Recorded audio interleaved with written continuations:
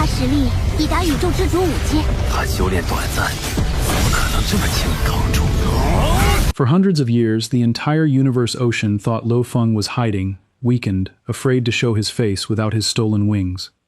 He was actually out there the whole time, under a different name, quietly becoming one of the most dangerous fighters alive. This is Swallowed Star, episode 234. Okay, quick note before we begin. This follows the novel, therefore some details will differ from the Donghua. Guys, let's pick up right where the 15th axe landed. Last time. Huge Axe Creator just revealed his hidden supreme treasure and shattered the Divine Eye Clan's combined Eternal True God technique with a single strike, stunning 3rd True Master, 6th True Master, brilliant Gold Devil God, and even his own teacher Sitting Mountain Guest. This chapter opens with Huge Axe's fury boiling over completely. He stands in the void, gripping his godly axe, and finally says what's actually been driving him this whole time. Not pride, but restraint. He'd always lacked a proper supreme true treasure, so he deliberately kept a low profile, terrified that standing out too much would bring disaster down on the entire human race. Teacher Origin bestowed him great kindness by choosing eternal suppression specifically so Huge Axe could lead their people well. And that sacrifice is exactly what makes this moment so personal. Do you know what angers me the most? His eyes blaze like blades slicing the sky. The answer is, you wanting to destroy my human race. He roars that the Divine Eye Clan would never have dared such arrogance while Teacher Origin still walked free. And today, he intends to teach them the consequence of trying anyway. The 15th, 3rd and 6th True Master don't even try to argue. They bolt, escaping for their lives. But Huge Axe's axe shadow catches them anyway, scattering stars like debris in its wake. 6th True Master panics, trying to use stars themselves as a barrier. 3rd True Master knows better and shouts the truth. An attack that just dismantled a fusion of 3 supreme treasures isn't going to be slowed by one domain treasure alone. Their speed climbs past 10,000 times light speed trying to flee, but Huge Axe's raw power, riding a supreme treasure of his own, simply outpaces them. When they try hiding inside a Pinnacle Palace treasure, Huge Axe stretches his hand into a 1,000,000-kilometer palm, wrapped in axe shadows, ready to seal the whole thing shut. And 6th True Master, recognizing there's no defense left, abandons the palace entirely, and appears in the open, wearing purple armor, shouting that they'd already decided to flee, so why keep chasing? And here's the negotiation that actually settles this whole confrontation. Huge Axe doesn't waste words. Hand over 3 pinnacle true treasures at this level, and all bad blood between the Divine Eye Clan and the human race ends here. Otherwise, he says coldly, his axe technique will simply lose one less competent opponent to train against. 3rd True Master goes quiet for a long, humiliated moment, then agrees, handing over 1 Pinnacle Domain-type treasure, 1 Pinnacle Palace-type treasure, and 1 Pinnacle Soul Illusion-type treasure. Huge Axe pockets all 3 without ceremony, and 3rd True Master flees at full speed the instant the exchange is done. From a distance, both brilliant Gold Devil God and Sitting Mountain Guest's little group are stunned speechless. Nobody expected a human to force 2 true masters of the Divine Eye Clan into open submission. Brilliant Gold offers real, delighted congratulations, comparing Huge Axe favorably to Teacher Origin himself, and then immediately, mischievously threatens to spread the humiliating news everywhere. Huge Axe asks him not to. Brilliant Gold reads the strategy instantly. The Divine Eye Clan themselves certainly won't be the ones to announce their own loss, so if nobody else talks either, the rest of the universe ocean stays in the dark. He agrees to stay quiet, genuinely impressed by the cunning of it, and Sitting Mountain Guest confirms the same discretion before Huge Axe transforms into his axe form and departs. With that, Brilliant Gold takes his own leave, and Sitting Mountain Peak begins its long climb out of the deep abyss. And this is where the episode shifts into something quieter and more valuable than the fight itself. Lo Feng, still buzzing with adrenaline, pours his teacher wine and starts asking the questions that have been building in him. Can Huge Axe really kill other true gods? Sitting Mountain Guest confirms it plainly, using Teacher Origin as the benchmark. Back in his heyday, no true god across 3 reincarnation eras and 2 holy lands dared provoke him, and the moment they even saw him from a distance, they'd flee outright. That kind of universal fear only happens when there's a genuine, credible threat to life behind it. Huge Axe, he says, is still a little short of what Teacher Origin once was, but he's close. Can Huge Axe actually kill Third True Master, specifically? No. Third True Master carries 2 supreme treasures and ranks second among all 7 True Masters. Huge Axe can suppress and batter him, but not finish him. 6th True Master, with only a single soul attack supreme treasure, genuinely could die if pushed hard enough. So why did Third True Master bow and pay up if he couldn't actually be killed? Because Huge Axe has been deliberately hiding his true strength this entire time, Sitting Mountain Guest explains. And what the Universe Ocean just watched wasn't even a real outburst, merely a taste. Once Huge Axe starts genuinely fighting other great beings to hone himself, that power is only going to compound. He just needs one more step forward, and he becomes another Teacher Origin. Bowing now, while the cost is still cheap, is simply Third True Master's smartest available move. Then Luofeng asks the question that reframes the whole clan's power. If the Divine Eye clan means nothing to Huge Axe, why settle for only 3 treasures? Sitting Mountain Guest's answer is a genuine lesson in scale. The Divine Eye clan is comparable to the 2 entire Holy Lands. Even Third True Master alone only barely held out against Huge Axe. If Huge Axe ever faced First True Master directly, even at his eventual peak, the most he could achieve is suppression, not victory. First True Master once survived a direct clash with Teacher Origin himself. If all 7 True Masters combine forces, the danger multiplies past anything reasonable. And there's a deeper strategic layer too. The Divine Eye clan is a First-Era race, staring down its own extinction, which makes every one of its True Masters desperate and unpredictable. Provoking that kind of cornered animal outright could terrify every other power in the Universe Ocean out of ever entering it again, which would badly starve the human race's own growth.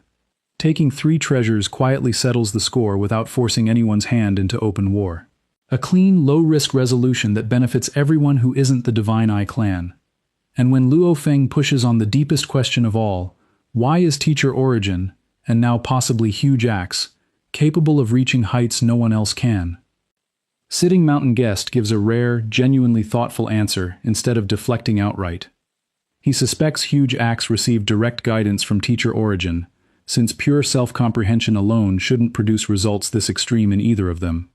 He even hints, almost involuntarily, that Teacher Origin once actually defied the primal universe origin itself. Before catching himself and refusing to elaborate, insisting it's only a guess, and telling Luofeng that if he ever grows strong enough to formally speak with Teacher Origin himself, he can ask directly. The climb out of the deep abyss takes real technique, not just brute force. Sitting Mountain Peak has to spiral in circles, borrowing part of the abyss's own gravitational pull, rather than fighting it head-on, since even a true god can't simply muscle through this kind of suction. It's slow, projected to take months, and Sitting Mountain Guest uses the downtime to fully restore the crazy demon extermination godly armor for Luofeng. While that happens, Luofeng sits alone at the mountain's peak, turning over something genuinely important he's just witnessed.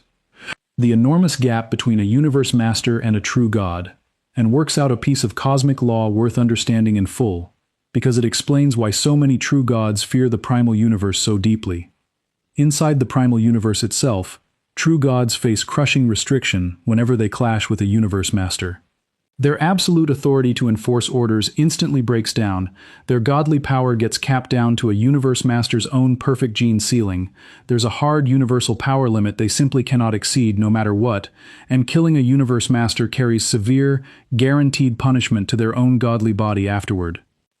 Out here in the wider universe ocean, though, only 2 of those restrictions apply: the order enforcement collapse and the power cap, with no absolute ceiling and no punishment for a kill. It's why true gods roam the ocean relatively freely, but treat the primal universe itself like a loaded weapon. Sitting Mountain Guest returns having finished the armor restoration in barely 2 days, casually noting it was nothing, really, and catches Luofeng deep in thought about exactly this: the relationship between the primal universe's willpower, true gods, universe masters, and himself. Sitting Mountain Guest goes quiet for a long moment, then answers with real weight. While you're not yet a true god, the primal universe protects you as its own child. The instant you become one, your miniature universe starts breaking away to survive independently in the ocean, and you become a target for everyone. Every reincarnation era, the primal universe repeats the same brutal cycle: conceive, birth, then annihilate everything living inside it. And Teacher Origin, he says almost to himself, actually managed to, before cutting himself off entirely and refusing to finish the thought, again suggesting Luo Feng ask Teacher Origin personally someday if he ever earns the chance. Sitting Mountain Guest redirects him toward something more useful, himself. Even without becoming a universe master yet, Star Tower alone lets Luo Feng effectively ignore a huge amount of the normal gap between himself and a true god, because a Supreme Treasure's own secret engravings represent techniques far beyond what any individual could personally invent. He lays out the tiering precisely. Activating Star Tower's first form is minor. Its second form matches a universe master's strongest personal secret technique. Its third form rivals what a true god can produce. And its fourth form is a grade of technique only a top-tier true god could ever create from scratch. Simply activating a Supreme Treasure's engravings is far less demanding than inventing equivalent power yourself, which is precisely why Supreme Treasures are so transformative.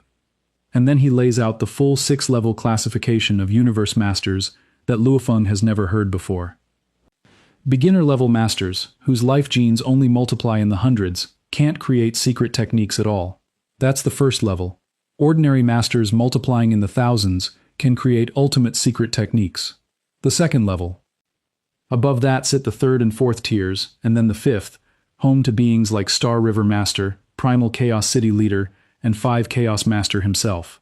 But the sixth and highest level any Universe Master can reach belongs specifically to those who personally own a Supreme True Treasure. Because a Supreme Treasure's engravings represent capability beyond what even a 5th-level Master could otherwise touch.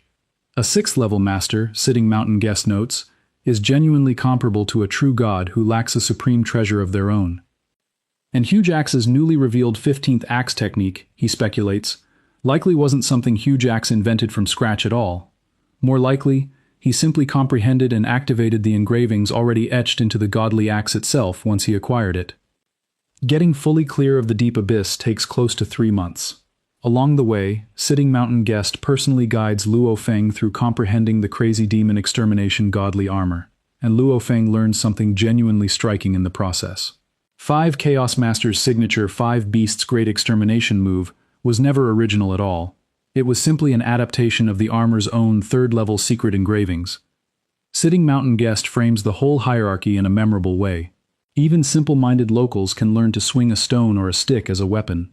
The real difference in intelligence is how skillfully one learns to use the weapon available to them. For Universe Masters and true gods alike, their true treasures function exactly the same way.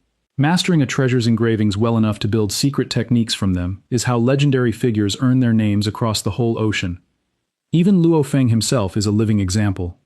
Though he calls himself Milky Way Horde Leader, everyone outside still calls him Silver Wings Horde Leader. His name tied inseparably to his treasure. Luo Feng dives into studying the engravings across all 3 of his treasures, Star Tower, the Crazy Demon Armor, and the Shiwu Wings, working to forge a unified ultimate technique of his own, while his godly power avatar simultaneously studies the lost knowledge of that ancient annihilated being and Sitting Mountain Guest's own 6 comprehended diagrams, all of it reinforcing each other and accelerating his progress dramatically.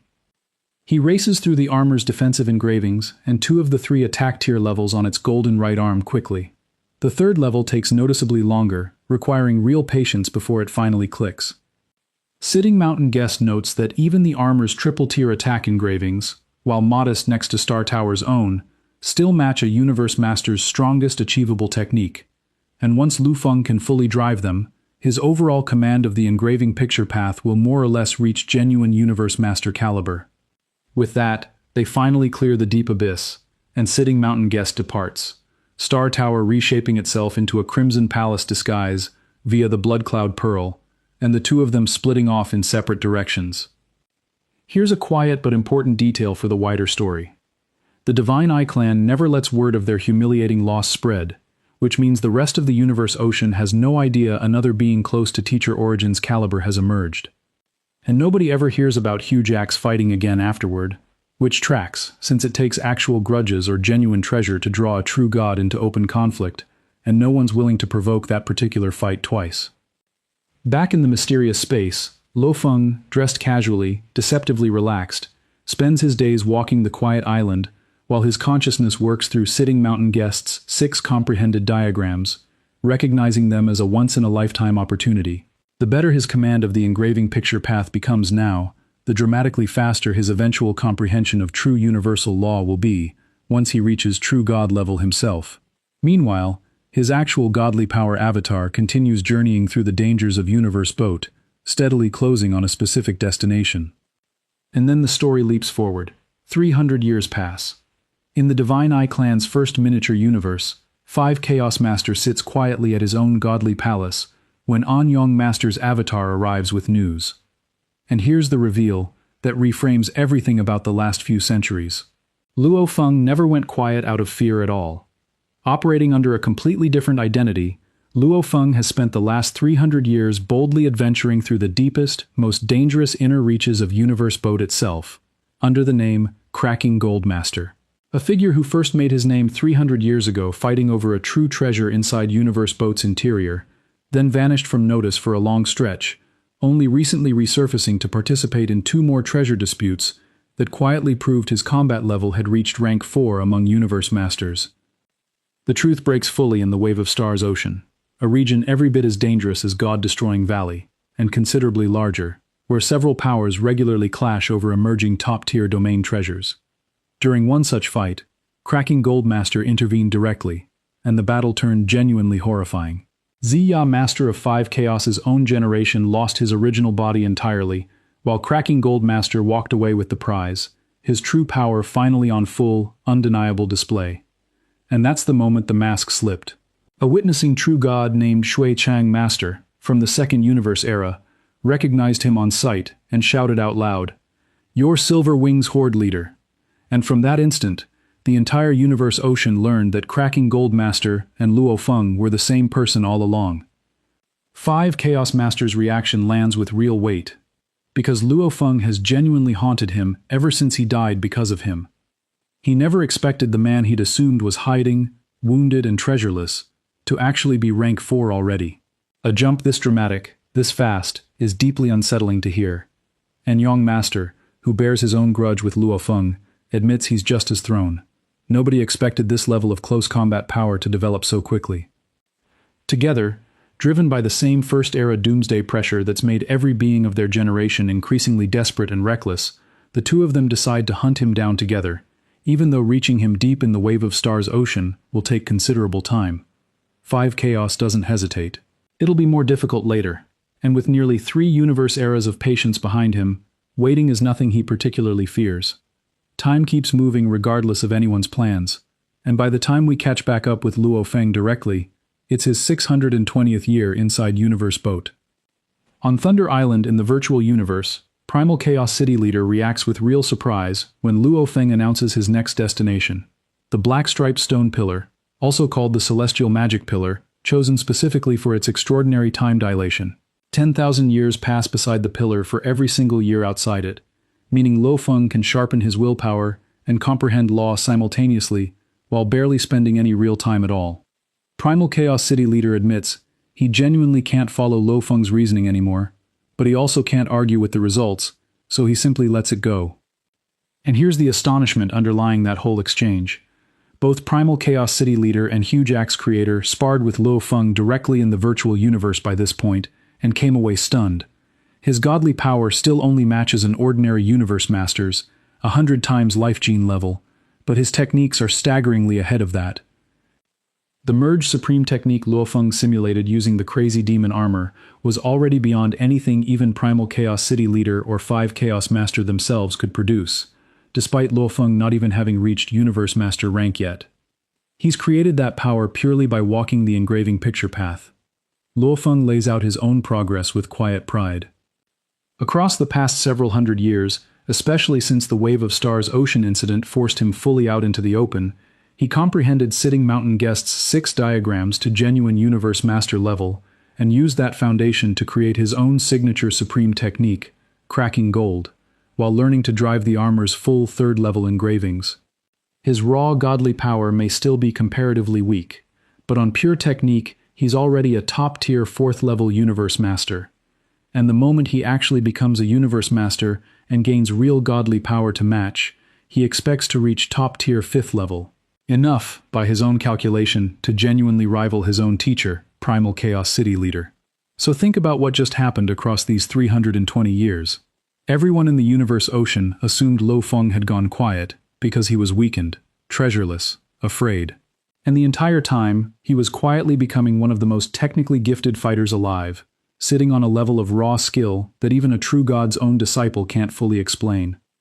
5 Chaos Master and An Young Master are actively hunting him now, chasing a target who's had centuries to grow into someone neither of them can afford to underestimate anymore. And Luo Feng himself is about to disappear into 10,000 times time dilation to grow stronger still. What does Cracking Gold Master actually find inside the black-striped stone pillar? And will 5 Chaos catch up to him before he's ready? That's where we pick up next time. If you're enjoying this arc, hit that like button, drop a comment on whether you saw the Cracking Gold Master twist coming, and subscribe so you don't miss what happens at the pillar.